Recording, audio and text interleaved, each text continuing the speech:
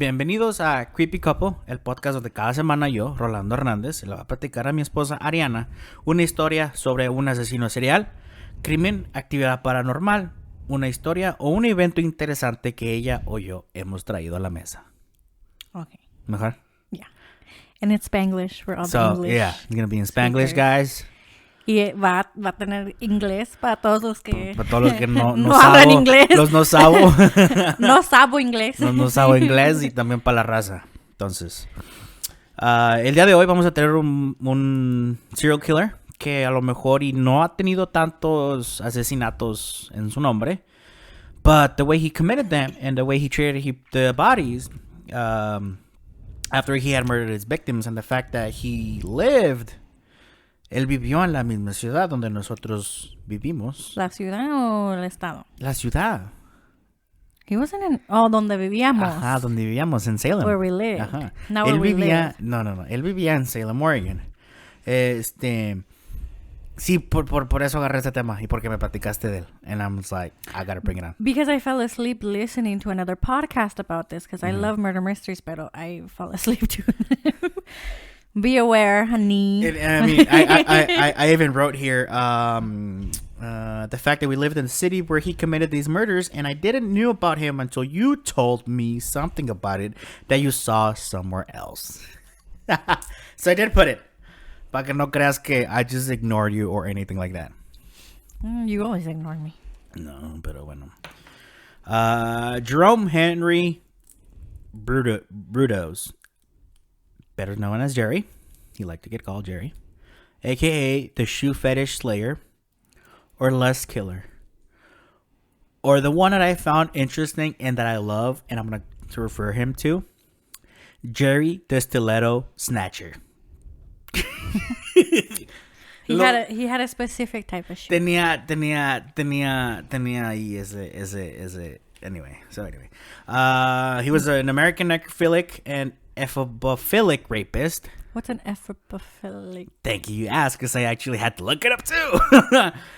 Is a primary sexual interest in mid to late adolescence, generally the ages... Adolescence. Okay, adolescence, sorry. Between the age of 15 and 19. Okay. So the 15 to 19, that's their thing right there. He was a serial killer, abductor, que les gustaba acechar las mujeres locales. Las noqueaba. He would choke into them, unconscious, and flee with their shoes. Okay. So, no las mataba. No. First. Primero no las mataba. Primero no las mataba. Primero nomás las... I'm gonna take your shoes, bitch. Las noqueaba, like I'm gonna knock you out. You know, I'm gonna knock you out. Anyway. And yeah, he was still the shoes. But while I was writing this... Question. Yeah. ¿Se los ponía? I don't remember this. ¿Sí o no? I'm gonna get to that. Get to that. Just don't get ahead of yourself. While I was writing this, in my head, it kicked in the Grinch movie when he steals the Christmas. Oh, and he's tiptoeing. Porque ya ves que agarra los shoes and he walks like this. He doesn't have shoes on. It's just his feet. I know, but he gets it on his toes. Yeah. But that's how I imagine Jerry, like walking on his heels. Oh my gosh. Man. But then again, fit fetishes are not wrong with me. Whatever feels. I don't know why that song que se puso. Con zapatos de tacón. No. Ah, cabrón. I think it's a Gloria Trevi song. Y me puse... Cabrón. Oh my God. I don't know if she says zapatos or tacones. Y me quité. No sé. No me gusta Gloria Trevi. Me cae I don't mal. either. I just remember that song because it was really popular. Me cae mal Gloria Trevi. I'll tell you what later. Jerry... he liked to be called, was born in Webster, South Dakota, January 31st, 1939, as the younger of two sons. His mother wanted a girl and was very disappointed that she had another son. Pobrecito, no lo querían. And then while I was doing my research, I found out that he was a mistake. Mm-hmm. Like I knew that one. Like he wasn't planned. He wasn't anything. So la mamá dijo, pues bueno, ya me embaracé, que sea niña y tómala, que le llegue un morro. Karma, bitch. Okay. He was a mistake, right? And constantly subjected him to emotional and physical abuse. As a child, Burdos and his family will move into different homes in the Pacific Northwest before settling in Salem, Oregon. Yeah, I think they went to Portland first or something for looking for like a job. Se quedaron en varios lugares de Oregon, pero they came to Oregon because supposedly they were looking for a better job or algo así, and that wasn't the case. No. I mean, Salem, for those of you who do know, which I didn't know Oregon, I thought Portland was the capital. Kind of like the same thing that happens in California, like we always say as a joke. Like everybody thinks that LA is the capital, but in reality it's Sacramento. Yeah. It's the same thing. Like, todos piensan que LA is like the main part of California, but there's more parts of California. Yeah. Todos piensan que, it's just Portland. It's Portland. Like Anaheim. Like Anaheim has Disney. Anaheim has Disney World. It's Disneyland. Disney World's in Florida. Disneyland's in Florida. Ando bien norteado. I don't know why. No, I said Disney World is in Florida. You said Disneyland's in Florida, and that's not true. Perdón, ya ves como ando todo norteado. But anyway. There's a Disneyland in Paris. Yeah. Mi amigo Cesar. He proposed in Paris and they went to Disneyland in Paris. I'll show him the video. ¿Tiene dinero entonces? Sí, es licenciado el güey. But anyway, but before we get to the first murder, I'm going to tell you about his childhood. Durante su niñez en Portland, Oregon, ¿cómo se dice? Su mamá abusaba de él constantemente. He was abused. Due to the fact that she wanted a girl. And I'm going to repeat this part throughout the episode because this has a lot to do behind his murders, right? Burdos' fetish for women's shoes began when he was 5 years old. There's your question. After he played with spike-heel shoes at the junkyard while wandering and playing alone and wore them home. His mother scolded him repeatedly for wearing the shoes and eventually burned them. I do remember that, but I'm saying, when he was knocking the women out, was he specifically looking for women who used like a size that he would fit in for the stilettos and then wear their shoes? I know how the shoe fetish started because he wore the stilettos and then his mom burned them, but I wanted to know if he took, because I fell asleep when I was listening to the story. It relaxes me, okay? And I wanted to know if he knocked he said, boom, I'm gonna knock you out, bitch, and I'm gonna steal your shoes. Did he look like cuando estaba buscando type of shoes? Yeah, not specific type of shoes, pero like cuando estaba mirando a las muchachas. No mames, pinche patota. Una mujer patona, no. Pues sí, todavía no usan. They make them that big. I know, I make them big. I mean, they make them big, but I don't think that was his thing. That because he looked down and be like, "Ooh, esos me quedan." Yeah, and like to try to wear them or squeeze into the smaller sizes. No, he would just steal them, and he did wear them. I'll get to that eventually, but yeah, he was not no era como de que he would look at them up and down, and if he was like, "Ooh, those might fit, I'm gonna take those." No, he was just like. General, like he wouldn't discriminate on that one. He would be like, I'm down for everything on shoes wise. Oh, okay. So yeah, before the first, I already read that. Burdos later claimed that he attempted to steal his first grader's teacher's shoes when he was 6 years old. His teacher wore high heel shoes and kept 2 pairs in the classroom. Jerry hid the second pair of shoes from the teacher so that he can take him home. A classmate interceded, and Jerry confessed to his attempt to theft. He did what? His classmate did what? Le fue de chismoso con la maestra de, hey, Jerry se está robando los shoes. Oh, so he tattletaled. Yeah, like a snitch, And his teacher got angry and Jerry became embarrassed and left the room. So, por culpa del morro, que fue de snitch con la maestra, este guy, like, got mad, I guess. I don't know, he left. But, anyway, Jerry family moves twice more during this time. They moved between Grand Pass and Wallace Pond. Y en Grants Pass, un vecino de Jerry tenía varias hijas adolescentes. Y Jerry, with 10 years, began to sneak into the house with the girl's brother and played with girls' clothes. Oh, so the girl's brother played with the clothes too. At this time, Jerry's shoe fetish expanded to women underwear. This resulted resulted in him stealing his female neighbor's underwear. I do remember listening to that part. Okay. All right. In 1955, Jerry, now being 16, begins to go through puberty. His mother again shows her disgust for anything sexual in nature, even forcing Jerry to wash his stained sheets by hand. I didn't look what kind of stains were on those sheets, and I don't want to know. Well, probably a typical 16-year-old boy stains. I know.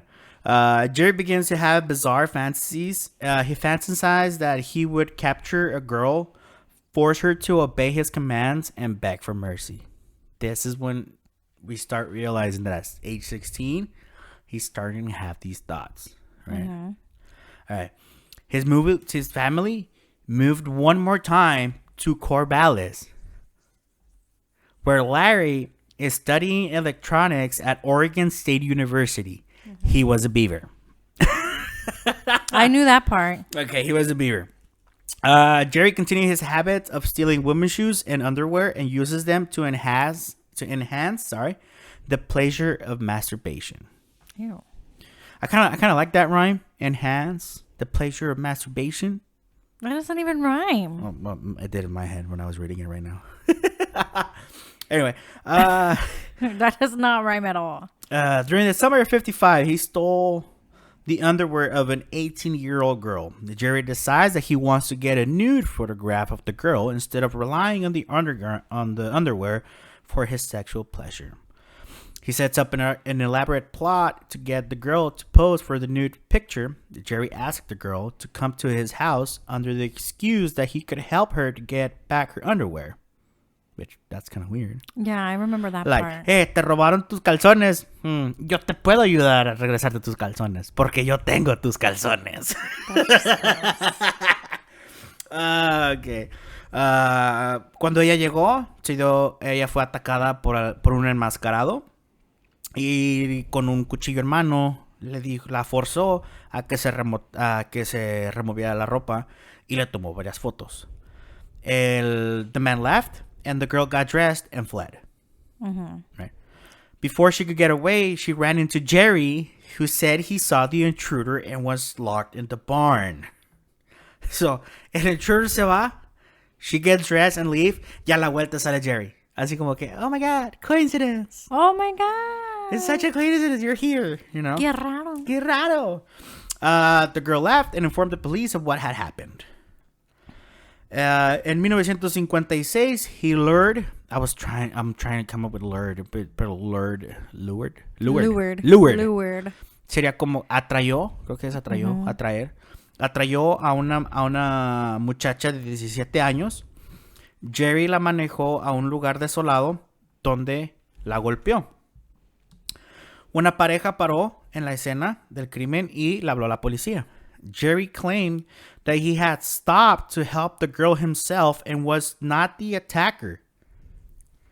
The couple did not believe Jerry, and eventually the Oregon State Police obtained a confession. From Jerry.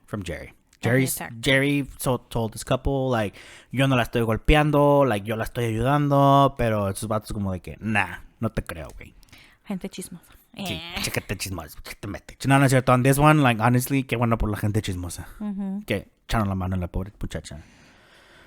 Okay, so once they got the confession, they went to Jerry's house. And they found women's underwear, photo equipment, and Jerry was arrested for assault and battery. As a teenager, he was a patient at many mental hospitals receiving psychotherapy from them. This same year, Jerry, that is 17 now, was committed to Oregon State Hospital for evaluation and treatment. Thank you. The initial diagnosis was, and I quote, adjustment reaction of adolescents with sexual deviation and fetishism. So say that again, because I think I just... Adjustment reaction of adolescents Okay. with sexual deviation Okay. and fetishism. Oh, okay. Right. During this time, he was allowed to attend high school during the day at North Salem High School in Dallas, Oregon. During this time, he was diagnosed, and his diagnosis has changed, right? He was now borderline schizophrenic. Oh, gosh. I know. Diagnosis that was often given at this time. He remained in the hospital for 8 to 9 months and was eventually discharged and deemed not to be a danger to society. Con madre, right? I mean, this was back in the day. I mean, Esto era como en el 50 y algo. yeah, it was back in the old days. It was way different. I wonder if he was in the because you know how they have the Oregon State Hospital que they say is haunted, the abandoned one. Ahí estaba. That's where it was. Donde era antes and not the new one, porque there's a new one. So then the one that's occupied now is. Oh, that's a new one. No, it wasn't the previous one. They say that one's haunted. Pero ese ya ni está. I think they took it down. I don't think they did. Oh. Because Mom used to say that they would walk past it when she was on rotation like 6 years ago or 7 years ago. And they would walk past it and they say that it's haunted. Like feel like weird vibes or something? Yeah. Not necessarily weird vibes, but everyone says it's haunted. So like people will try to go to... Well, they filmed the movie there with Jack Nicholson. Yeah, One Flew Out of the Cuckoo's Nest. Yeah, I've never seen it and I want to see it I've because never seen it either. Yeah, we got to watch it later. All right. Years later, and now in 1955, and Jerry now being 20, he joined the U.S. Army and began to have dreams that a Korean girl who would seduce him, right? Captain Theodore J. Barry discharged Jerry from the army because of his, and I quote, bizarre obsessions. So he noticed it. Que este güey estaba like, he wasn't right. So he's like, nah, fool, te vas. Like, you're too crazy. Yeah, tú estás muy cray para este pedo. Wait, so he was diagnosed as schizophrenic and the army still let him join? Yeah, because he was discharged and deemed not to be a danger to society. Oh, but so he was schizophrenic but not a danger. So that's so weird that they would still let him join. I mean, I guess it was back in the day when they wanted more people to join. But. Jerry, now being 22, went back to Corvallis in 1962 and starting working in a radio station where he met his future wife, Darcy Mestler, who was 17 years old at this time. ¿Y cuánto tenía él? 22. Oh, shit.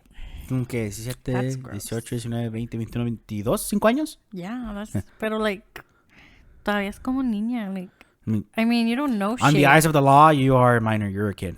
Yeah, pero también you just don't know shit. You think you know it all, but you don't. That is true.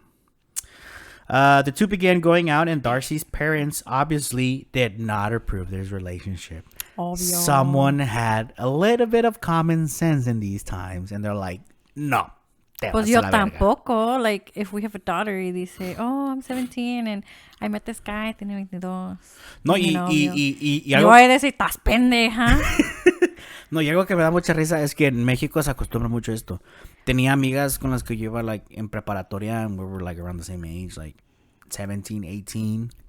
Y tenían vatos ya de 25. Te quedas con cara de, no mames, güey, busca a alguien de tu edad, güey, no mames. Y you know why los vatos de esa edad... Es que están enfermos. Bueno, yo así lo veo. Están enfermos, pero es que the women... Porque las viejas de su edad no le van a hacer caso. No los quieren. They're too immature. They're too immature. No les van a hacer caso, los pobres güeyes. Y como that's what I'm telling you. You were fucking dumb. Like, even at 18, 19, 20, 21. You're fucking stupid. You were dumb at that age. Like, a mis 26 estoy a medio pendejo. ¿Tú crees que a mis 18 no iba a andar haciendo pendejadas? Yeah, pero like la gente que está más mayor que tú, like they know how to say that. Like, I feel like that sometimes too. Like cuando it's like, oh, it's not looked as bad cuando es una de 25 con uno de, you know, like a younger guy. They're like, oh, she's a cougar.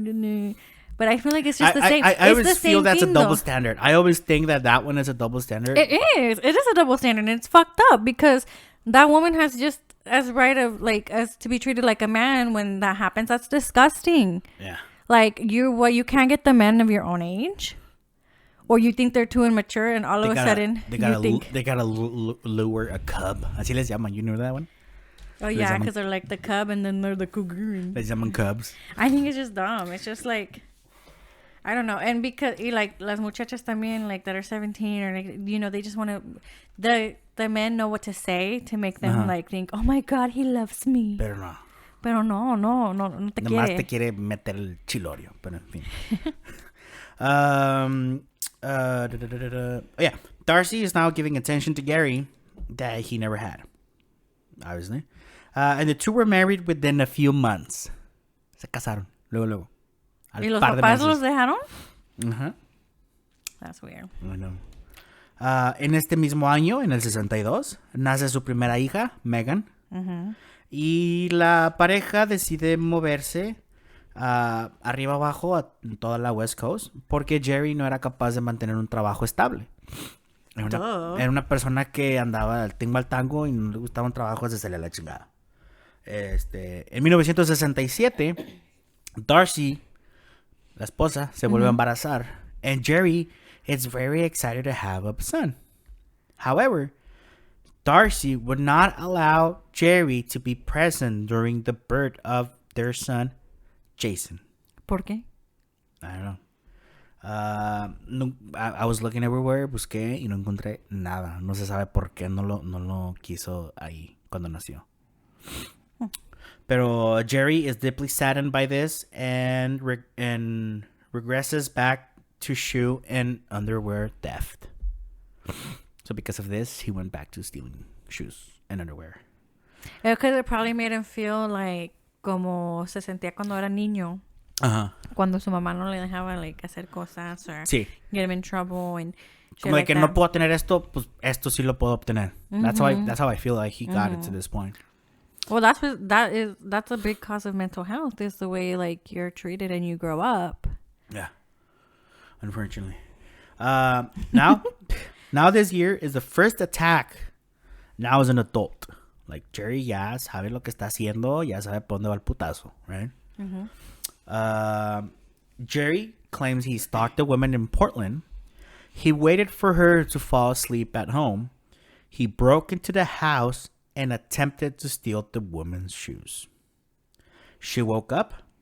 Jerry choked her until she went limp, raped her, stole her shoes, and fled the scene.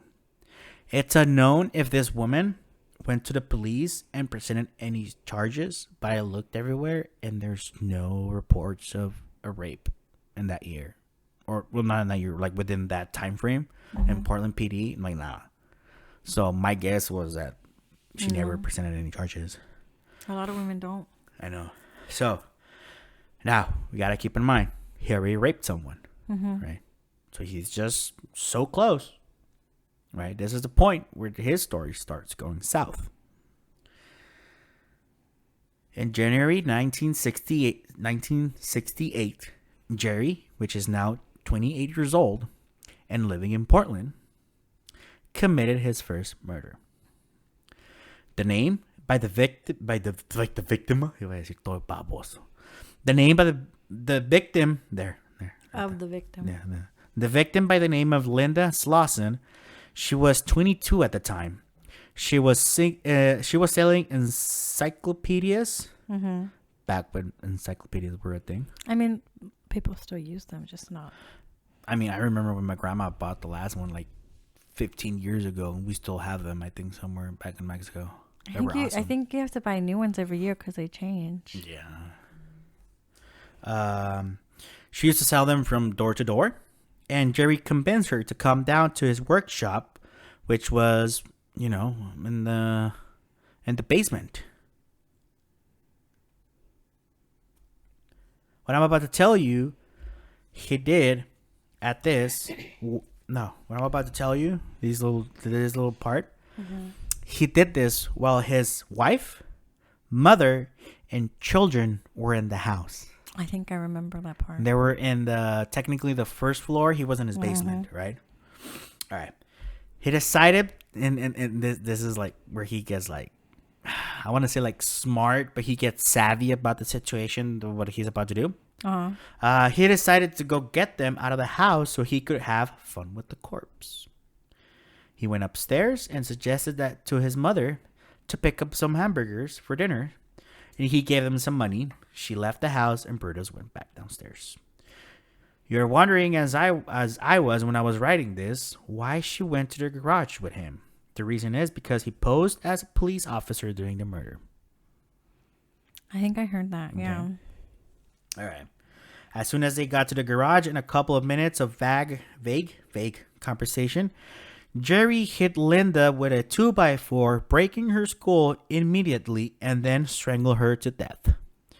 Before disposing of the body, Jerry removed her clothes and put several underwear from his collection on the corpse. That's disgusting. I know it is. But it's like he put Linda in clothes that he owned, which is more creepy.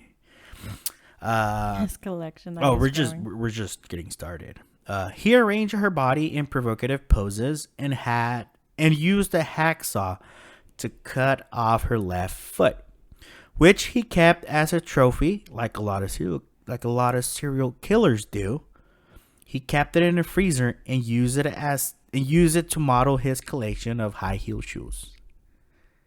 I do remember that. Yes. And didn't he take pictures? Didn't he take pictures of the shoes? I couldn't find any picture of his pictures. I couldn't find them. I was looking for them. I went to down some rabbit hole and I couldn't find anything. It's probably because by the time they digitize, they were gone or too bad quality. Yeah, and the police stations, they were probably bad quality by that time because they probably weren't stored properly. Yeah. And you know how pictures, old pictures can turn brown and stuff. All the black and white pictures can sometimes turn brown depending on how old they are. One of the things that I obviously think is that he had his own little fridge or a freezer in his garage. Probably a deep freeze, and it had a lock because you know how some deep freezes you can put a lock on them. Yeah. And especially the older ones, if you look for older if you look for older deep freezes that are from back in the day, they have locks. Yeah. You can put a lock on it. All right. Well, when his mother and daughter returned from the restaurant, Burdos was not done. He had a beer and then went back into the basement and continued his games, all in a state of pulsating sexual excitement. He disposed of the body in the Willamette River. How? He faked a flat tire, dumped the body over a bridge off the Wilsonville Bridge on I-5. I'm gonna feel weird now every time. Like I told you, I feel weird now every time that I go through Wilsonville Bridge on I-5. On Friday? Huh? On Friday on our way back from Dave's Hot weird. Chicken? I feel weird. I was there's a smell. There's a smell bad. I asked if you farted. Pensaste que me había echado un pedo y te dije, no, es la vieja que no han encontrado because they've never found her body. Can you imagine si somos los únicos que we could smell it because you're digging up this story? Ay, no mames, qué puto miedo. Mira, you invited a spirit into our home. Qué puto miedo la pobre morra. Aquí estoy, güey. Ayúdame, no mames. Ew. So yeah, like I said, her body was never recovered. And the reason is why her body was never found is because he tied a part of an engine to the body. Linda's disappearance didn't shock the community. Because of the transit nature of door-to-door sales, when a young person like Slauson didn't show up back to work the next day, no one gave a second thought. They thought that she just had quit. It happened all the time. You know that's still a thing, door-to-door sales? Yeah, then when we moved into the house, a lady came and nos quería vender un air purifier. Un air purifier. Sí me acuerdo que me dijiste. It was super weird. Yeah. And then when you were gone, Me querían vender solar panels. They said our house was perfect for solar panels. I know. The guy was creepy though. Yeah, you're. Como que fui su primera casa o algo, like ever. Was he nervous? Yeah, he seemed really creepy. It was weird. That is weird. His cooling period between murders lasted a good amount of time. I'm not gonna lie, but it's just like he needed. But just like that, he needed more. What is more? More killing. So in November of 1968, Jan Susan Whitney, a 23-year-old college student at the University of Oregon, UO, goes missing. Jan had left her friend's house in Eugene and was traveling on I-5 towards her apartment in McMinnville when she had car problems and she stopped. Jerry, by the destiny the planets probably lined up, he was the one that saw her. Jerry was the one who stopped to help her. Her car broke down on I-5. Guess where? By Wilsonville? No, No. just kidding. Salem. Between Salem and Albany. Nice. On November of 26, 1968. Burdos offered to drive her to his home with the excuse of letting her call a tow truck there. Yeah, because cell phones weren't really a thing, huh? It was back in 1968.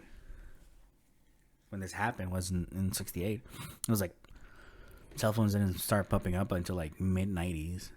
Really? I thought it was at least No, 80s. no, it was like at the end of the 90s.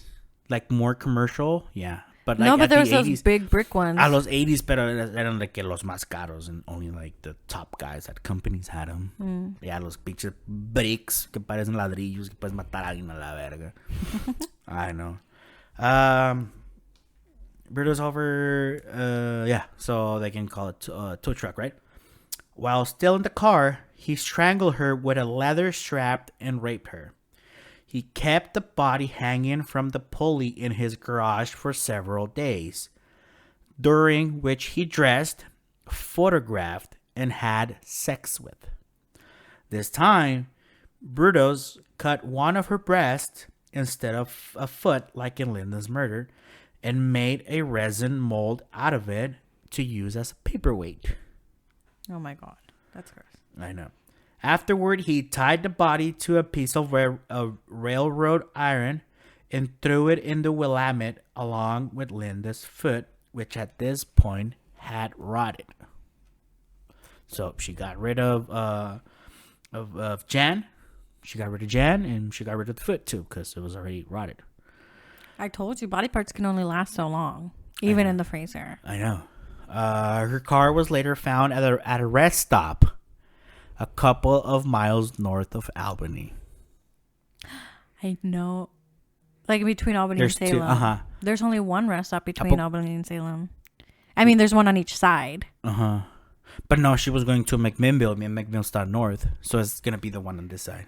Yeah, the one So that... yeah, the one on north side. So yeah, ahí encontraron el carro. In that rest stop? That's... I mean, if even if it was there back then, which I'm pretty sure, yeah, it was. I think so. I mean, I don't see why not. Yeah.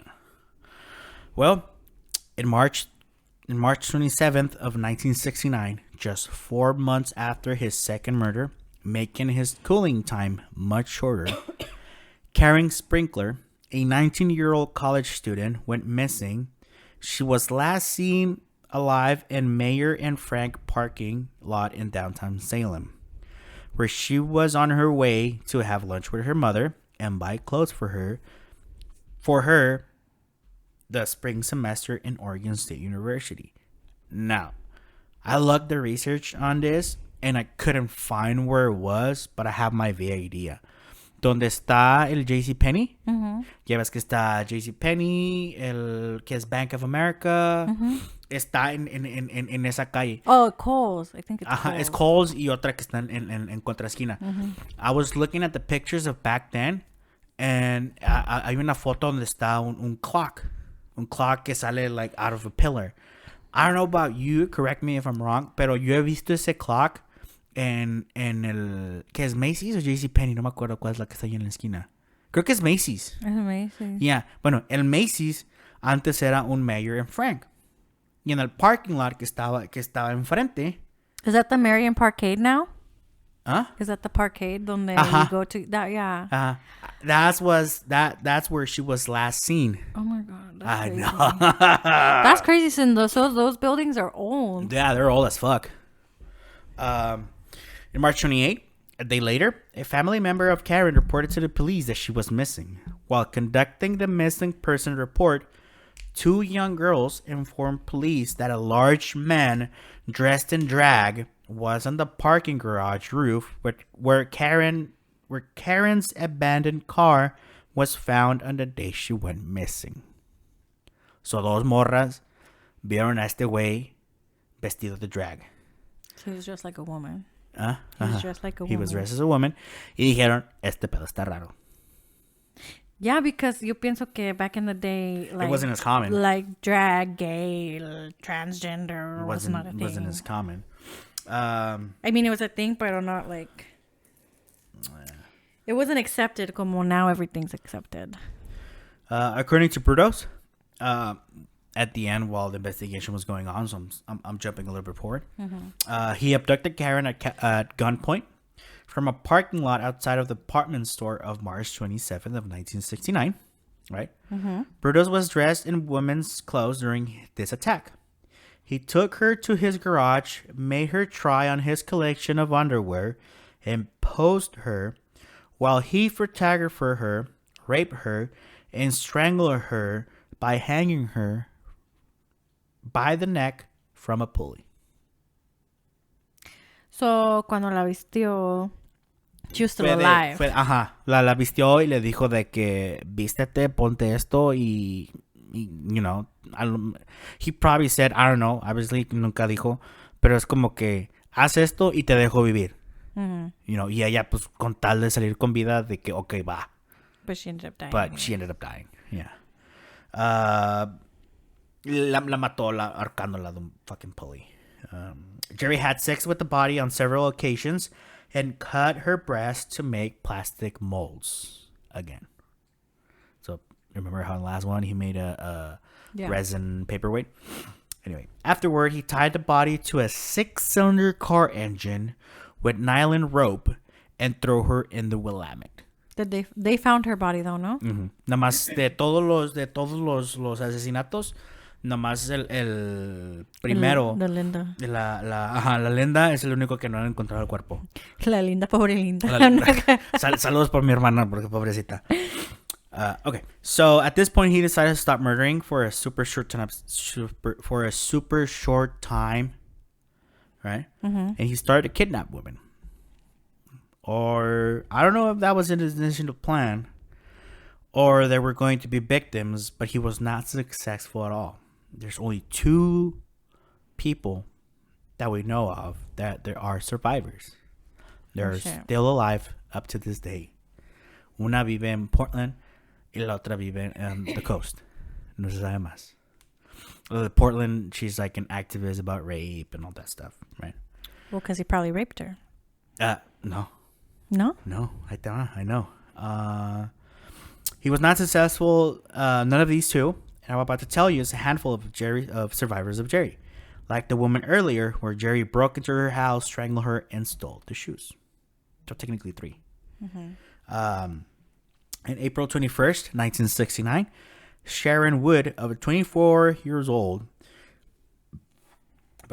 approached the campus parking complex at Portland State University.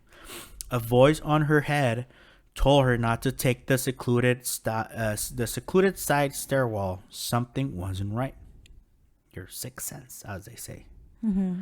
A man grabbed her by the shoulder, spun her around, pointing a gun to her chest. So she still took the sketchy stairwell. Yeah. She didn't listen to her sixth sense. I mean, you never do, right? No, you never do. You're like, fuck it. ¿Qué es lo peor que puede pasar? Y boom, te sale It's Jerry. like, it's cuando, like, in the scary movies, instead of running away, you run towards the house. Sí, es como en las movies de terror de que no mames, escuchó algo y en vez de decir vámonos por acá, es como que no, vamos para allá. Like, no, güey, vete por otro lado, cabrón. No sé qué chingos andan haciendo allá. Instead of let's run to the car, We're going to run to the garage. Uh-huh. Like, Where the sound came from. He's like, so dumb. But anyways, that's what makes it a movie. I know. And like I told you, like, reality surpasses fiction sometimes. I know. Grabbed her by the shoulders, spun her, turned around, pointing a gun to her chest. It was Jerry. Obvio. No, era Tom. Scream and you're dead. He told. Era Tom. Tom, get it? Tom and Jerry. That was so dumb. Pinche chiste más pendejo. No mames. Okay, screaming you're dead. He told Sharon, but Sharon quite understandably didn't scream. Did scare. Le valió madre. Gritó. Obviamente. I thought you said she didn't scream. No, she did. Oh. Sí, sí gritó. No, él le dijo, screaming you're dead. But Sharon, quite understandably, did scream. But she's not dead. Exactly. So he's an empty threader. Oh, yeah. She would have surely alerted the entire campus had the man not thrown her to the ground and pressed his hand against her mouth. Sharon fought back. She clamped down on her jaws and sank her teeth into the knuckle of his thumb with a crunch, tasting the sharp metallic tang of blood. Now it was the attacker's turn to scream. He grabbed Sharon's hair and smashed her head into the ground, desperate for her to release. It took a couple of hard knocks of head against concrete before she slipped unconscious and let him go. The kidnapper had won the battle, but lost the war. A car was approaching them from the inside of the garage. He left Sharon where she laid, picked up his pistol, and took off. Police failed to make any immediate connections between these events. Did he go to the hospital? No. He didn't. And they took her to the hospital? I'm guessing, yeah. I mean, you just had your head smacked with the ground, concrete, a couple of times, so yeah. Oh. Okay. But yeah, because even si hubieran like got the DNA from her like mouth or something, or lips or her face. I mean, that was back in the 60s. I don't think they had DNA back then. I mean, they could still grab DNA. Oh, yeah. It doesn't mean that their data is gonna have Jerry in it. Yeah, that's one of the biggest problems, I'm gonna say. She wasn't the only one to foil the plans of the shoe fetish slayer. The very next day, he went after his youngest target, 15-year-old Gloria Jean Smith. She was walking along the side of the train tracks near Parish Middle School in Salem on April 22nd when a green car pulled alongside her. A strange man hopped out and tried to drag the teenager inside, pointing what appeared to be a cheap plastic gun at her head. But the teenager fought back, screaming, and broke away. When a local woman saw what was happening from her garden, she called out, and the kidnapper jumped behind the wheel and fled. 2 failed abduction in as many days, but the third time was the charm. Mm-hmm. No more information is available on this second attempt of kidnapping, but one crucial piece of information was added to the investigation is that he drove a green Volkswagen Karmann Ghia. During all these failed attempts, this small piece of information is crucial, and you'll see why. In April 23rd of 1969, if you had... It's the 24th. I was going to say, like, literally, no, it's the 24th. It's not the 23rd. It was yesterday. It was yesterday. Well, no, because yesterday was not April 23rd of 19 whatever. Oh, no, but yesterday was the anniversary, unfortunately. I just realized that. In April 23rd, 1969, if you had paid attention to these dates, you would notice that for 3 straight days, he's been attacking women. That's why at the beginning, when I started talking about these failed attempts, I mentioned, I don't know if it was his initial plan to just do an abduct, or they were going to be victims of murder. This time, Linda, again, Dawn Sally, A different Linda. a different Linda, I know, of 19 years old, she failed to show up at a meeting with her boyfriend, who was a lifeguard. I don't know what this has to do with the story. Hold on. Espérame. Ahorita te voy a decir por qué, porque a mí también me dio un chingo de risa. I don't know what this has to do con no sé qué tiene que ver con la historia. Pero donde sea, no, pero donde sea que yo busqué información de ella, todo decía lo mismo, que su novio era un salvavidas. No da nombre. It's probably just for ironic reasons, because si hubiera estado con el novio, Me hubiera salvado la vida. But exactly. Yeah, pero no, like, se me hizo bien cagado porque de que busqué información a todo más no poder, y lo que siempre encontraba era que mencionaban que era un lifeguard. Well, it's because it has to do with the ironic part of it, because si hubiera, she would have met with her boyfriend, maybe she wouldn't have been an attempted kidnapping. I don't know. And saved her from that, I don't know. That's probably why they say it, get it? Because he would have been her lifesaver. He would have guarded her life. Guarded her life. Oh, man. All right. And the next day, when she didn't show up at her work at Consolidated Freightways, a subsequent search by the police, who knew of their missing girls and were aware what to look for, unearthed Linda Sales' bright Volkswagen Bug on the top of the parking garage. So they found it. So they're like, okay, she's missing. Now there's almost three kidnappings, and some girls are missing. Just like everything that goes up must go down. The similar MO of that disappearance of Karen Sprinker, I think it was at this point when they realized they had a serial killer in their hands. But we got to remember, this is 1969. So back then, there was no such thing as a serial killer. The term wasn't invented until 1 decade later. Decade. Thank you. The Salem police, led by Lieutenant Jim Stovall, launched an intensive and widespread investigation. They decided to go to question people at Oregon State University who know Sprinker. And ask them whether anyone unusual seemed to be hanging around lately, or whether they had seen anyone with Sprinker who seemed unusual. They questioned hundreds of people and co-eds at the university, hoping to come up with anyone at all. On May 14th, 1969, a student at the university contacted police to report that she had been receiving strange phone calls from a man claiming to be a lonely Vietnam veteran, asking her out on a date.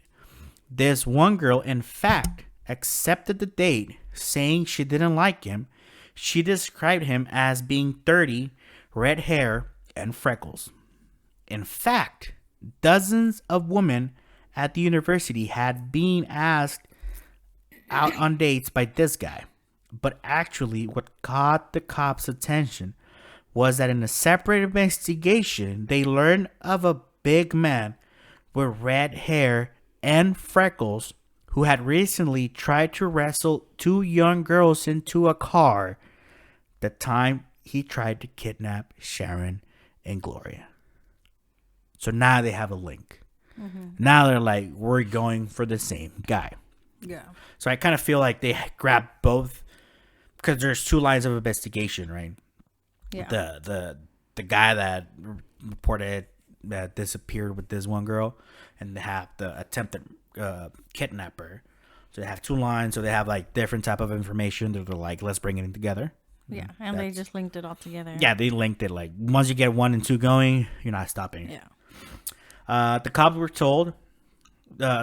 cops told the woman that if the man ever called her again, she was trying to stall him until they could get him. Well, the night of May 25th, the man called and asked the woman if she could be ready to meet him in 15 minutes. She stalled, saying she would, but it would have to be in an hour. He agreed, and as soon as she hung up, she called the police. An hour later, a man showed up and was greeted by the police. He identified himself as Jerome Henry Burdos. The police have no reason to tell him, but they decided he was, worth looking into. When they checked his past, they found he had troubled history, including a record for sexual assault. They started to, and I quote, look at him hard, as the police say. The more they saw, the more interested they became. They put a tell on him, so they started following him for two reasons: to learn about him, and if he was the killer, to perhaps save someone's life. The police followed up with a home visit the very next day and found some interesting items in his garage. Actually, the basement garage space was suspicious in and of itself. Locked up so tight, even his wife and two kids couldn't get inside without buzzing an intercom. They were not allowed. Well, yeah, because that's where he did all his stuff. Yeah, I know, but isn't that weird? Like, if I had a spades, then I'm like, you can't come in at all. Wouldn't you be like, why the fuck not? Yeah, I'd probably be like, hell yeah, I'm going in. Who the fuck do you think you are? All right. So But that's not how it was back in the day. Women were way more submissive. That's why. Yeah, they were. And inside, the detectives caught sight of some rolls of nylon cable and copper wire, with what appeared to be the same distinctive knots used to tether the women to the makeshift anchors in the river. Remember that he threw? Oh, yeah. The two that were found, right? The only two that were found. They're like, there's the same knots, the same rope, something not adding. That day, they also discovered that Burdos' mother was the owner of a green Volkswagen Carmen Ghia. The exact same model and color used in the attempt of kidnapping of Gloria Smith. Yeah. None of that was enough for an arrest. It was all circumstantial, honestly. But it was enough to get a search warrant for the vehicle.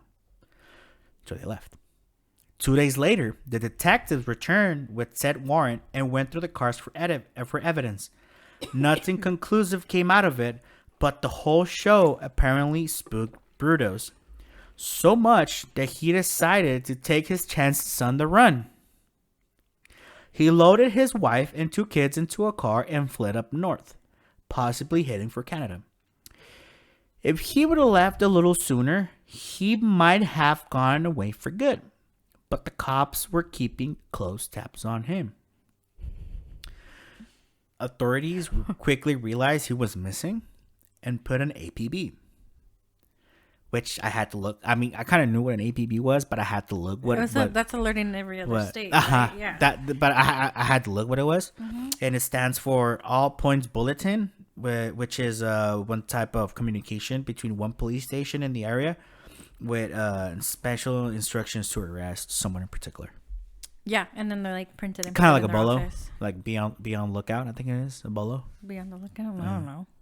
Probably like the version of like a wanted poster. I want to say. Do they even still do wanted posters? Maybe not. Yeah, there's still the top 10 wanted in the FBI. They have posters. I mean, they're not doing it like back in the day. Yeah, I was gonna say they're like back in the day. But. Yeah, no. So yeah. Put on APB for the Burdos family car. They were pulled over later that evening, just a few hours north of Portland. So like Washington. Probably. Burdos was arrested and charged with attempted kidnapping after a positive ID from Gloria Smith. I know. His one shot at escape was blown, and the dominoes kept tumbling from here.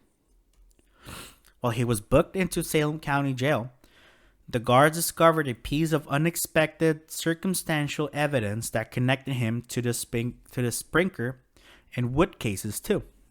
As they were stripping him down to change him into his jumpsuit, he threw down his trousers to reveal a little surprise. A pair of silky woman underwear. He was wearing them when he got arrested. Not a particular good look for a new fish. That wasn't the only kinky little secret that Jerry was hiding either. But because Burdos never took photographs or a souvenir from his first victim, and her body was never found, the only 3 murders actually went to trial. The first one, there's nothing to link him. Well, yeah. Right. Because he didn't know what he was doing. Like, quote unquote. Well, yeah, he didn't know how to be a serial killer. He was just killing. The first one, most of the times, is just an outburst of emotions. Like, it happens out of the blue. And then they like it. Yeah, and that's when they get hooked on. Does it say what his wife thought? Yeah, I'm gonna get to there. Mm-hmm. Their love ending, their love story at the end is a little bit sad, weird for him. In those 3 cases, the evidence from the attic and garage was pretty conclusive, proving that he did the crimes. Wasn't the hard part.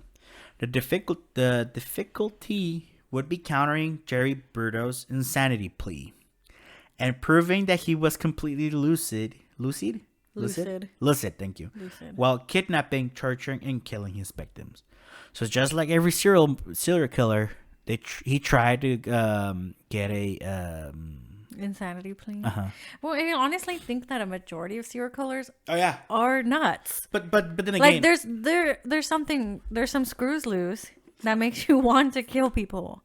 Like, who in their right mind that is not insane? Like, that's deemed in their right mind. Wants to kill someone and feels joy from killing someone and wants to do it again. And then again, I want to say one of the biggest things that, like, there were records of him already of like, he probably would have gotten away if they would have looked a little bit deeper. Because remember, back when he was 17, he got admitted to Oregon State Hospital. That's why his case for having a psychotic plea is very plausible, because he already had that. O sea, ya fue el mental hospital. Yeah, like, the state hospital is like the worst you can go to. Like, that is when you're literally. That's why there's a movie called Flew Out of the Cuckoo's Nest. Like, literally, you're cuckoo. I know. Well, he certainly remembered plenty of the details after his arrest. Jerry quickly opened about his crimes. Initial interrogations with Detective Jim Stovall in early June yielded all the grisly details of his 16-month spree. But still, his plea was NGRI, not guilty by reason of insanity. His legal counsel must have pointed this out, because just 3 days before the first trial approached, the shoe fetish slayer changed his mind. Burdos made a full confession, and on June 28th, 1969, he pled guilty to first-degree murder and the deaths of Whitney, Sprinkler, and Sally.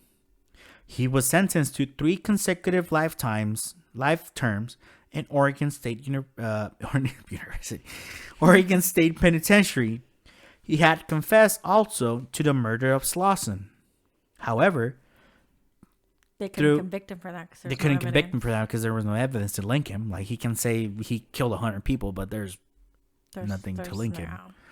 So he had removed and taken photographs of her picture. Because he had not photographed her body, he was not indicted for it. Oh, photographed. Photographed, sorry. More than a month later, after his confession, the body of Jan Whitney, the second one, the one that was killed right here in I-5, was found nearly a mile downstream of where Burdos had told investigators that he had dumped it, still tied to a railroad spike. Deep down in the Willamette River, Slauson's body was never recovered, the very first victim. With the villain behind... It's probably decomposed at this point. At this point, it's just bones. If what if it, because there's minerals and stuff in rivers that could probably break that down. I want to say And more. like the rocks, like if it's like because sometimes it goes really fast in the rivers, right? If it hits any rocks, it's breaking down already. I want to say if there's bones, they would have came up by now. They would have been like. That's what I'm saying. It probably like got broken down. Yeah, like, and it probably got taken downstream and into the ocean, and that's it. Unfortunately. Solange's body was never recovered. With the villain behind bars, that might seem like the end of the story. Wrong. Wrong. Fake news.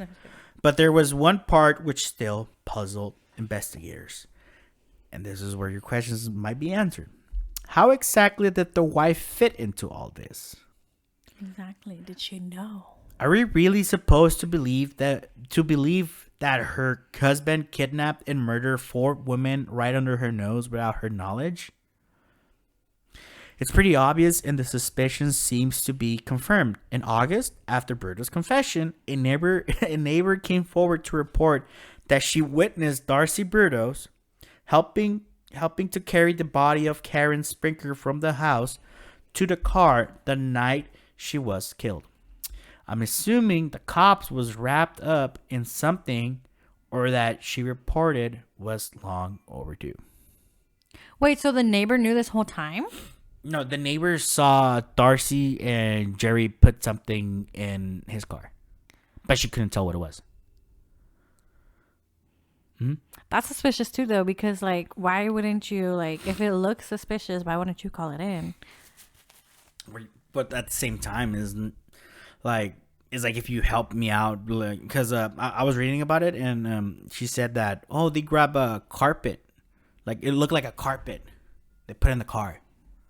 Like yeah, you'd be like that's normal. But then when you realize that happened, you're like, oh yeah, that looked weird, I guess. Like after the fact, and you're like, wait a minute, yeah. Now that I'm thinking about it, I saw them, I guess because I like the true crime and like the murder mystery. Like if I were to see that, I'd be like, what the fuck are they doing? And then like, yeah, I might call it suspicious, or I might record and then like keep an eye on that neighbor. Like, o sea, algo no cuadra, algo no está bien, algún pedo, algo aquí. And there's something there, and so you're always just like watching out your window, like, what's this fool doing?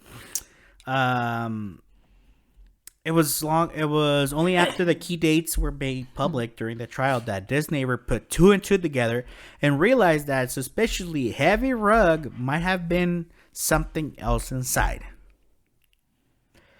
So Darcy was arrested and charged with aiding and abetting.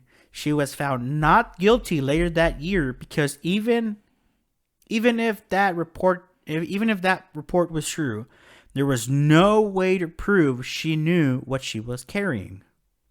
And in her defense, after his arrest, Jerry actually pleaded with her to burn piles of incriminating clothing and images in his collection. She refused to go along with it. Yeah, see, I'm thinking that she probably, if he hid the body well enough in a rug, like they're saying, es como si like, how would you know? Es como si un día te dijera, like, échame la mano a tirar el armen, and you're like, oh shit, this is heavy. Like, oh yeah, I got heavy. But my curiosity asked me, like, put it down. Why don't see what's in this? Why is it so heavy? Bueno, sí, pero volvemos a lo mismo. Back then, it was like, yes, my husband, whatever you want. Y ya lo hacían. Yeah. You know? I wouldn't fit in back then. Be like, no, what the fuck is in this? Why is it so heavy? Either she had no idea all the time, or she did know but was powerless to stop him, or she was totally complicit and was now letting him take all the flack. Whether or not she really was involved in her husband's crime, she wanted nothing to do with him. Now, that's why she spent his life in prison. Darcy moved state, filed for divorce, changed her name, and got a court order forbidding her ex-husband from seeing his kids should never be released. So in case he wouldn't got out, there was a restraining order against him, basically. But then again, he was serving 3 life, so there's He's no way he's serving out. 3 life sentences. There's no way he's gonna get out. I know. No matter how good he is in jail or prison. I know. Prison. But that day never came Did because he die already? hold on. Because of the nature of his crimes and the fact that he was the most famous transvestite in the 1970s prison, he had a really rough start. Prison authorities logged dozens of incidents in which Jerry Burdos was beaten and sexually assaulted by other prisoners. He was treated several times for rectal bleeding that was classified as being caused by hemorrhoids or, and I quote, other. Well, yeah, prison guards like COs legit like will like if it's like a pedophile or like vista gorda. Like, no, they will like so this is what I know about prison from what I've like seen on YouTube and stuff, like people that have been in prison TikTok, because I somehow got on prison TikTok. I get on all sides of TikTok. It's bad. They say you don't have to say what you're in for, right? You don't have to show your papers, I guess, if you don't want to. Pero they say if the CO knows, they will hint at things. Like if someone asks, like if the other inmates ask, they will hint or they will tell other inmates why they're there for. Pero muchos, that's why like a lot of the pedophiles and those who like get jail time for raping minors or kids, child porn, they're put in solitary confinement because they know that they're going to get their ass beat. Oh, yeah.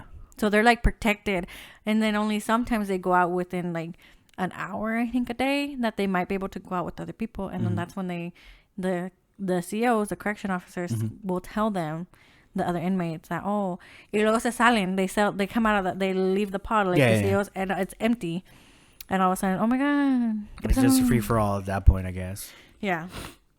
Well, in an attempt to escape this hell, the killer appealed his conviction at every level possible.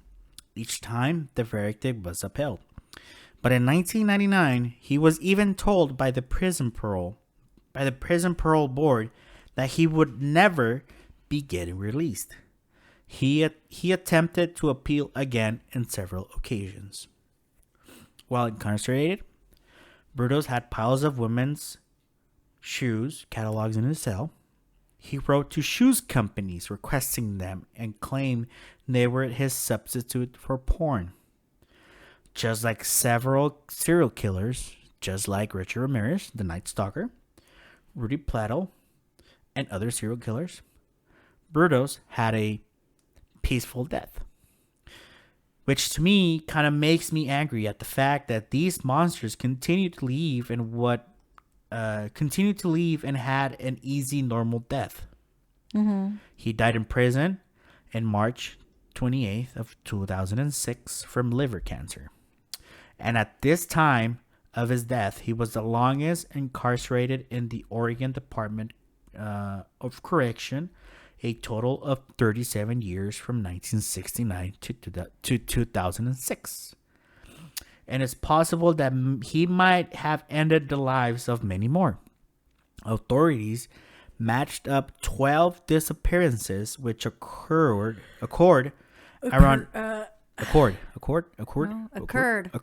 Thank you. Around Oregon during the years in which Burdos was most active. Meaning there might be many more bodies tethered to the bottom of rivers and lake left undiscovered to this day. And that is a story of Jerry Burdos, the stiletto snatcher. That's crazy. It is kind of maddening that they die in prison, but like prison isn't fun. I mean, I'm not saying that they, it's more of the fact that they died peacefully when they did such harm. At least that's the way I see it. It was like this serial killer, I think it was Jerry Dahmer, something like that. He got killed the first day in prison. He got beat with a pipe to his head. Like they cracked his skull in prison the first day he got in there. So like they released him into Gem Pop, and as soon as was chow time, pipe to the head. That was it. I mean, yeah. I'm not saying that everybody should get that.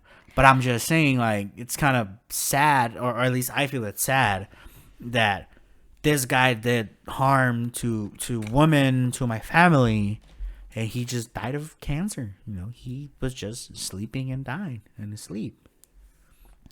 I don't know. I guess, like, for me, like, I sometimes think, like, yeah, an eye for an eye or something like that. But at the same time, at the end of the day, it's not going to make you feel any better.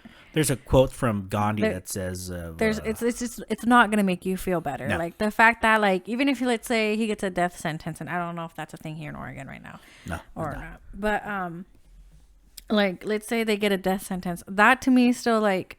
It's not going to take away the pain that you feel. It's not going to take away anything that it is not going to give your loved one back. And no, it's not going to bring them back. Like, at the end of the day, nothing is going to bring them back.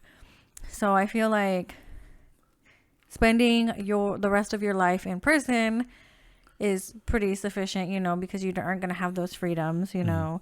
And prison is way worse than most people think. So, like, if you haven't been on prison TikTok, then you might not know.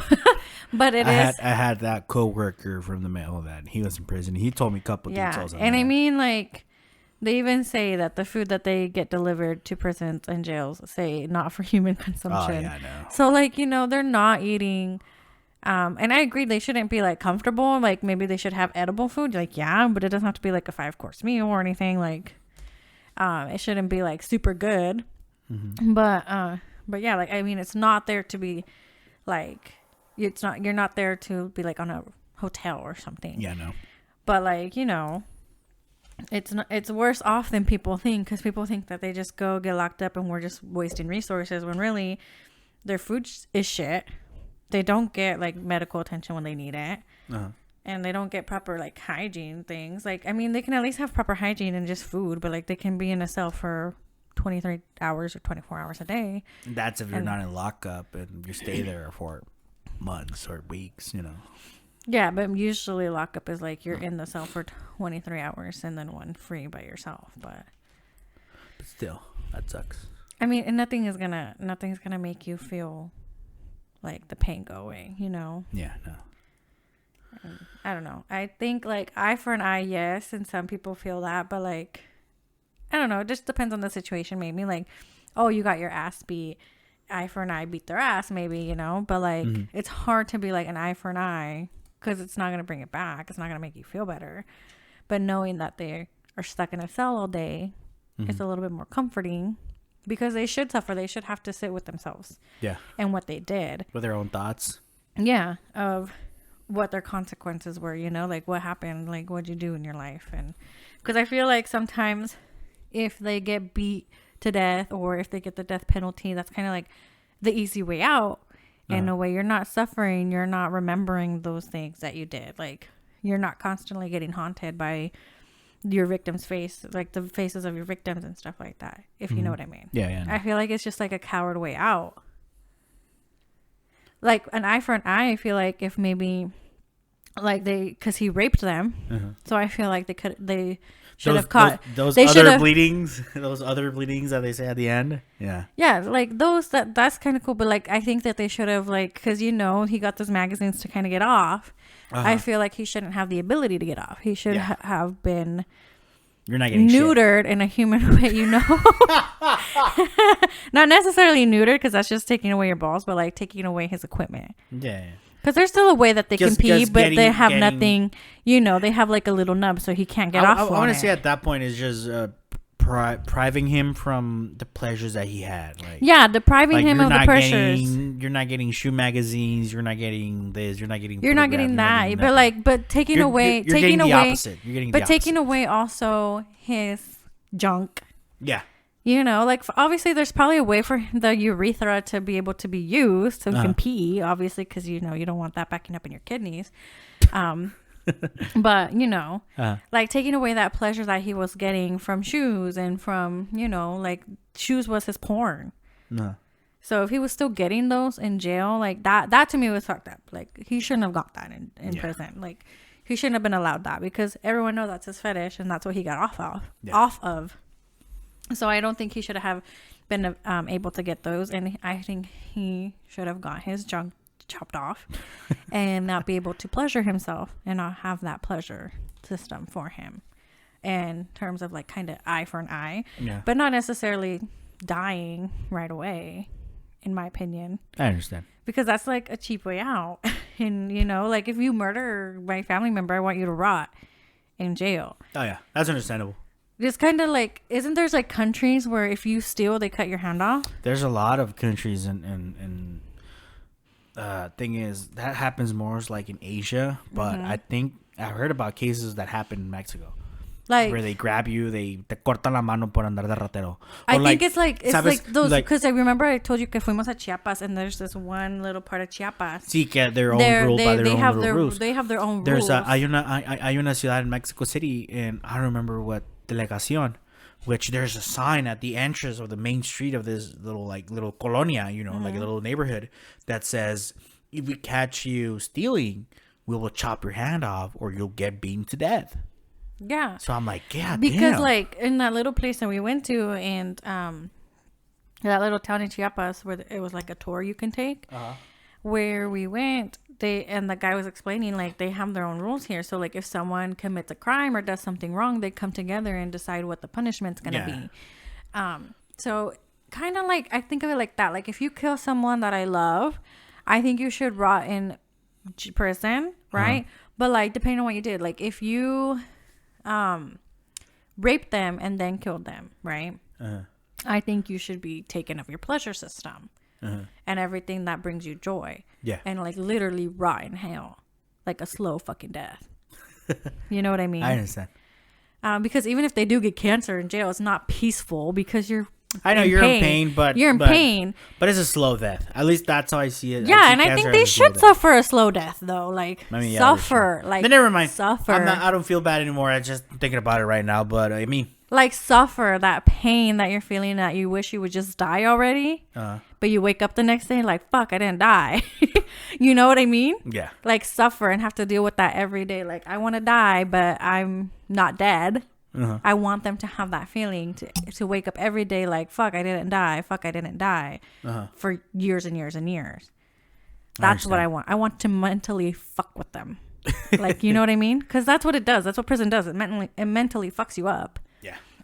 So at the end of the day, I feel like I would get more joy. Not necessarily joy, but like more satisfaction I knowing that they got like a life sentence and they're going to be there for the rest of their lives. You know? That's what I think, because it's like, yeah, but I also think that there should be rules, like depending on what you did, like cut off your hands. So if they're not going to cut off his junk, cut off his hands so he can't masturbate. That's, I know where you're trying to go, but I don't know. That's, I'm kind of on the same boat on you. Like we're taking this stuff away, but I still have those humans, and I'm like, yeah, that's a little bit barbaric. But then again, that's because it didn't happen to me. That's why I see it as barbaric. Well, I'm putting myself in like the victim's shoes, like the victim's family shoes. Like, no, like you should suffer. Yeah, absolutely. Suffer, but like take away like that those little things that makes you happy. We're gonna try to take them away. But anyway, he unfortunately died, or fortunately, I don't know. Fortunately, he died. No sick. So yeah.